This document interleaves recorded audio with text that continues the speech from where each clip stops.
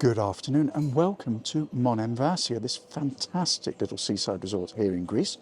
And my wife and I travel a lot around Greece, sometimes because we're doing these videos, sometimes simply because we like exploring Greece, and we stay in a lot of hotels. So I thought I'd make a quick video offering my tips about how to get the best value from hotels.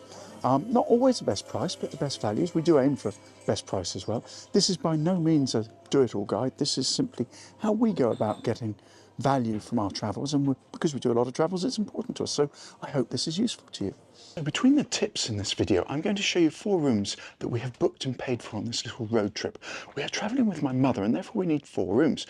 2 here in Monemvasia, and we're staying in a little 3-star boutique hotel. Beautiful. I'll show you both the rooms. My mother gets the larger one because, well, she's my mother. And then tomorrow we're going to Kalamata, and we're staying in a very different set up in the centre of town, a very old established, relatively well-known hotel, 4-star, again 2 rooms. So I'll show you both of those, and I hope that's useful to you, talking about the rooms and the prices. But my tip number 1 is very simple. In Greece, the peak time of year is July and August, when demand outstrips supply probably 6 times over. If you're coming here in July and August, just book, because you're going to pay top dollar, and if you don't book what you see and what you like, it's probably gone by next week anyway. But my tip is very simple, therefore. Travel to Greece, if you can, outside July and August, because then there are deals to be had. September, October, November, January, February, even May and June. Supply outstrips demand, and that is when you can negotiate a great deal here. That is when you have choice. That is when the crowds dissipate a little bit. That is when the weather's perfect. So my tip number 1 very strongly is, unless you have kids, unless you have to travel in the school holidays, do not come here in July and August. Come here in the other months, and that is when you will get a fantastic deal on a hotel room, should you be up for negotiating one. Don't just take what you see online. Trust me on that. So this is a 3-star hotel in Monemvasia, and we normally end up in 3-star hotels because I personally think they offer the best value for money. They're not fancy, but they're very clean. They're very well stocked in terms of basic facilities, and if you're just using a room to sleep in, then to be honest, they are fantastic. Here's the indoor breakfast room, and this room, for example, here is €85 for tonight. This is where we're going to stay. Now, it's not the grandest room in the hotel by any means, but we've got a television, we've got a little table should we need it, obviously a nice double bed. The bathroom, you can see here, has a hairdryer, shower. I mean, perfectly serviceable bathroom. Quite nice, actually. So don't be put off by 3-star hotels. I think they're the forgotten gems, perhaps, in Greece. Everyone thinks 4-star, 5-star. Not necessarily. I'll cover 4-star. We're going to stay in a 4-star tomorrow. I'll cover it in this video later on. But you can see Sea View, €85 a night, mid-September. You cannot beat it. Now, my tip number 2 is all about the quality of the hotel. 2, 3, 4, 5-star hotels.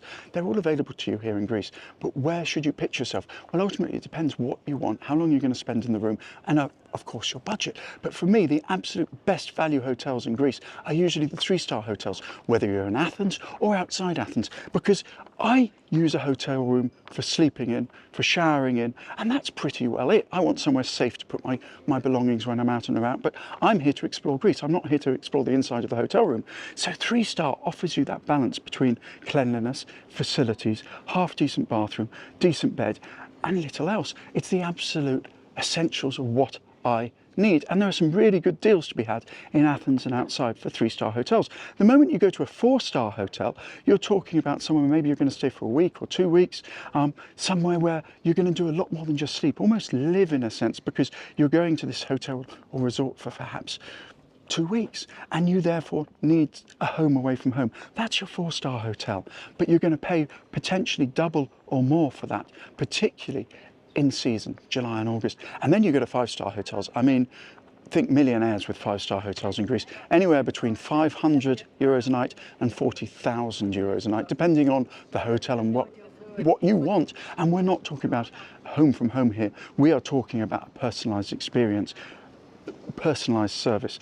If you're going for that, you're probably not watching this video. But my personal advice is, just think, do I really need that 4-star hotel? Or for my purposes, with that 3-star hotel down the road, and you've seen my 3-star hotel, perfectly serviceable, will that 3-star hotel down the road be better for me and cost me half the price. And then I can go and spend my money on other things, decent food, shopping, etc.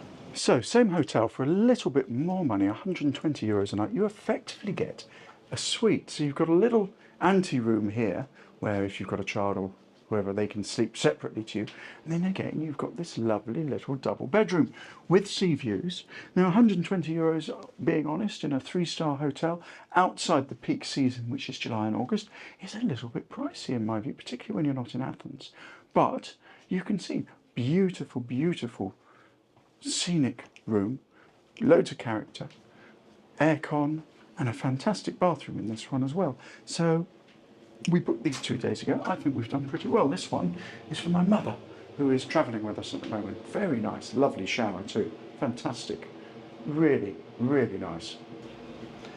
Tip number 3 is the key one really for me and my wife when we travel in Greece, and that is to book as late as possible. Now, if you're coming in July and August, ignore me. Find what you want, book it, because demand exceeds supply several times. They can sell the room several times over. If you find what you want, just book it, pay the fee, because otherwise it's going to be gone. But outside of July and August, even September, October, there are some real deals to be had because the hotels are still open and they will not be fully occupied. So what we do is we always book at the very last minute, because that's when the hotels know that if they want occupancy, they have to offer you a decent price. And my wife is brilliant at it. We always leave it to the last minute. Even in January and February, yes, a lot of the hotels are shut, but many are still open. And those that are open, again, book at the last minute. It is the strongest tip I can offer, provided you're willing to hold your nerve. That said, if you're booking at the last minute, you have to be prepared to be flexible. Obviously, you have a preferred hotel, but it may not be available either for the room that you want or the number that you want. In this case, we're booking 2 rooms at a time. It may sound daft, but that's very slightly restrictive. Most hotels, September, October, will usually have at least 1 room available. To find a hotel with 2 or 3 rooms available, more difficult. So the smaller your party, the greater the options, but the bigger your party, the greater the flexibility. But do be prepared to flex a little bit, move from one hotel to another, particularly if they're not offering you a deal, because Joe Bloggs down the road may well offer you a deal. Be flexible. It doesn't mean you have to change location in terms of town or city or where you are. Greece has so many hotels in each little town and village. You will always have a choice. So here we are now in Kalamata. The next hotel, you can see it behind me, the Rex Hotel here. And the rooms in here are very, very interesting. We booked 2 rooms, different prices. One is standard, one is deluxe. Stick with me, you'll see why they're interesting.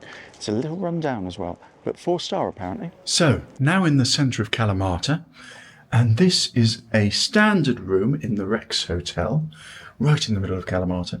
75 euros for the night, including breakfast. And I should say, all these rooms I'm showing you include breakfast. So you can see it's okay. It's fairly old-fashioned in its layout, I guess. But it's spacious enough. It's comfortable. It's got a TV, it's got a comfy bed from what I can see. It's got a little balcony.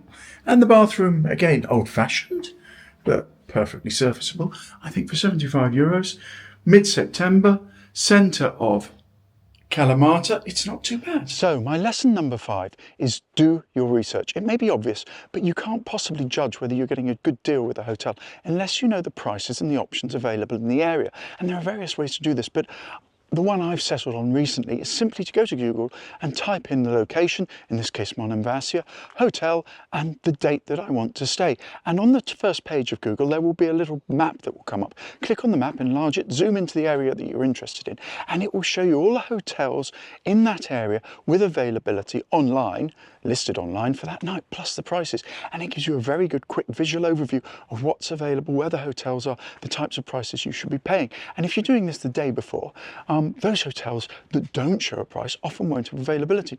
But it's critical to understand that availability may not be available online. It doesn't mean there is no availability. And that brings me really to my tip number 6. Now, my lesson number 6 is really, really important to maximising the value, minimising the price of the hotel you're going to book. And that is simply, if you can avoid it, do not book your hotel room online. By all means, as I said, do your research online, read the prices online. But when it comes down to it, phone the hotel. If you phone the hotel, you speak to them, you're incredibly pleasant, engaged, chatty, informed, there is a very good chance they will offer you a better price than you will get if you book online, even if you book through their own website. And there's no harm in asking. No one ever got shot for asking for a better deal.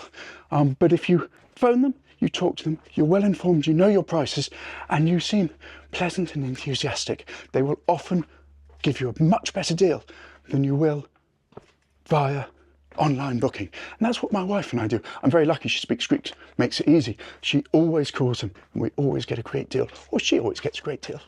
And here finally we have a deluxe room, which interestingly is almost identical to the standard room, but this is 95 euros as opposed to 75 euros.